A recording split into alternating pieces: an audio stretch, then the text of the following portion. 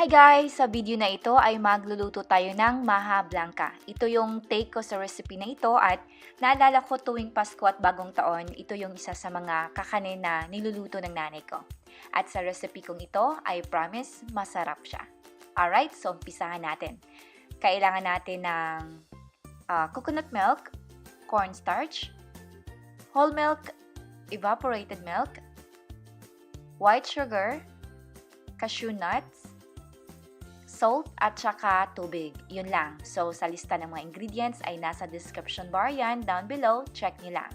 Alright, so umpisahan natin. Kuha tayo ng bowl, ilagay ang cornstarch at tubig. Haluin yan, then iset aside muna natin. Alright, so then umpisahan natin ang pagluluto. Kuha tayo ng pot or kaldero. Ang gamit ko ay wok kasi mas madali ko itong haluin.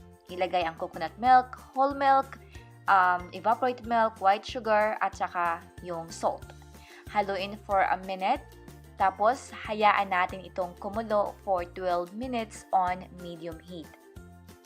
Once kumulo na yan, haluin na naman natin for mga 30 seconds to a minute lang. Then, after mahalo yan, kunin natin ang cornstarch mixture. Pero bago i-add ito, haluin muna natin.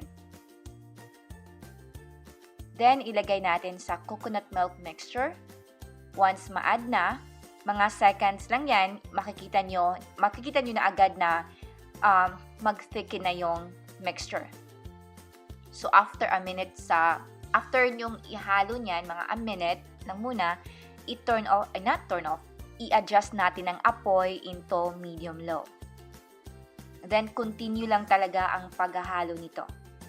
Then after that, i-add natin half of the crushed nuts. Ang gamit ko ay cashew. Pwede kayong gumamit ng peanuts.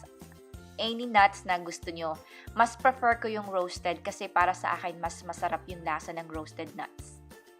Alright, so hinalo-halo ko yan again for another 5 minutes. So mga a total of 8 to 9 minutes on medium-low ito. So once na-achieve ko na yung consistency na gusto ko, gaya nito, ita-transfer ko ito into a baking dish or malaking plato na meron kayo. Pero sa akin, ang gamit ko dito ay disposable aluminum foil pan.